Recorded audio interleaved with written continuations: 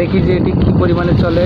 এটা কিন্তু প্রচুর পরিমাণে বাতাস, এটা আপনারা দেখছেন যে আমরা এটিকে চালানোর জন্য চেষ্টা করতেছি, এটা কিন্তু কোনোভাবে রাখা যাচ্ছে না, প্রচুর পরিমাণের এখানে কিন্তু বাতাস। আসসালামু আলাইকুম, আজকে আমরা আপনাদের সামনে একটি রিচার্জেবল ফ্যান তৈরি করা শিখব।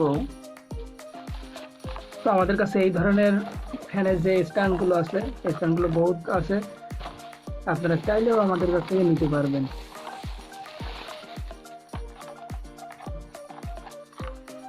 তো এই ধরনের খাপ আছে, হিউজ পরিমাণে আমাদের কাছে এই ধরনের ক্যাসিং আছে। তো আমরা একটিকে নিয়ে আমরা তৈরি করা শুরু করি।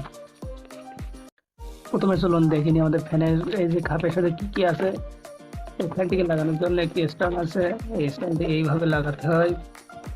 এরপরে একটি ক্লিপ আছে যেটা এখানে আটকাতে হয় একটি। এরপরে ফ্যানটিকে তৈরি করার জন্য আমরা এই ধরনের মোটরগুলো ব্যবহার করব, যেগুলো খুব জোর এবং হাই স্পিডে ঘোরে। মোটরের যে শ্যাফট, এই শ্যাফটের এখানে আমরা এই ধরনের একটি ক্লিপ সংযোগ করব যাতে আমাদের পাখাগুলো আমরা লাগাতে পারি। এরপর আমাদের প্রয়োজন হবে এই ধরনের পাখা, যেটি মোটরের সাথে আমরা সংযোগ করব। এই ধরনের পাখাকে আমরা সংযোগ করব। এটি কিন্তু খুবই অত্যন্ত বড় একটি হাই স্পিড ফ্যানের পাখা, খুব চমৎকার ঘুরবে। পাখাকে আটকানোর জন্য এই ধরনের যে ক্যাপ, এই ক্যাপগুলোকে আমরা নিয়ে নেব যাতে আমরা এগুলোকে আটকাতে পারি। একে কন্ট্রোল করার জন্য আমরা এই ধরনের সুইচ ব্যবহার করব। এই যে এখানে এই ধরনের সুইচ ব্যবহার করা হয়, ওয়ান অফ সুইচ ব্যবহার করব। এই রিচার্জেবল ফ্যানটি চালানোর জন্য আমরা এই ধরনের 6 ভোল্টের যে ব্যাটারি আছে, ব্যাটারিগুলো ব্যবহার করব।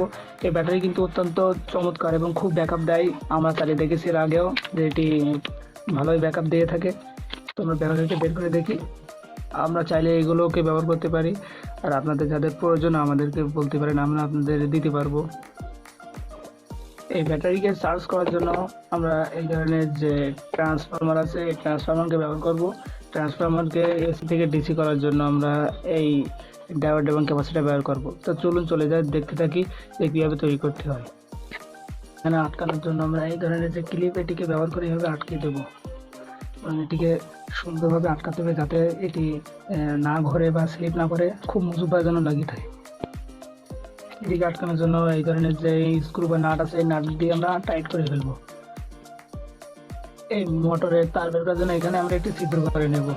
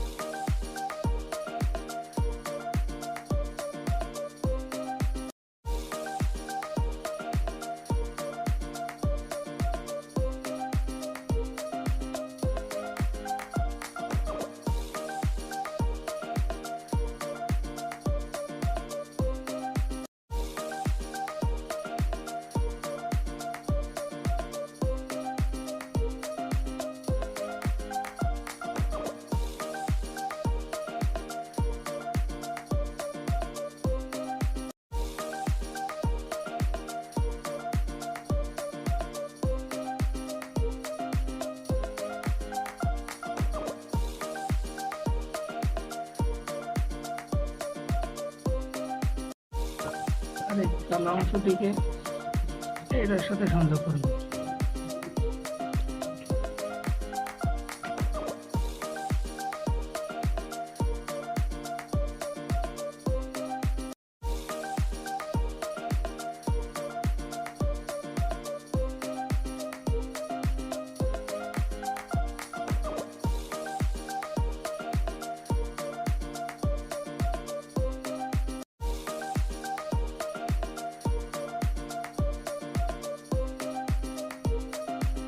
চার্জার ইন্ডিকেটর হিসেবে আমরা এই ধরনের এলইডি কে ব্যবহার করব এবং 1 কিলো ওহমস একটি রেজিস্টার সংযোগ করে ফেলব।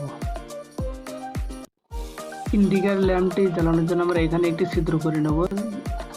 এরপরে আমরা এই ট্রান্সফরমারকে এখানে সুন্দরভাবে সেট করে নেব। সেট করার জন্য আমাদের এই ধরনের স্ক্রু প্রয়োজন হবে।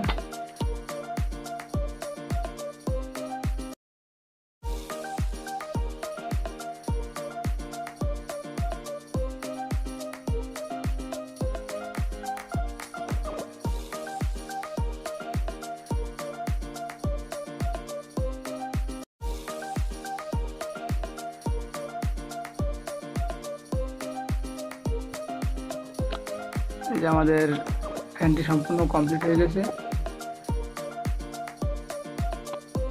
এবং এটিকে আমরা চালিয়ে দেখব।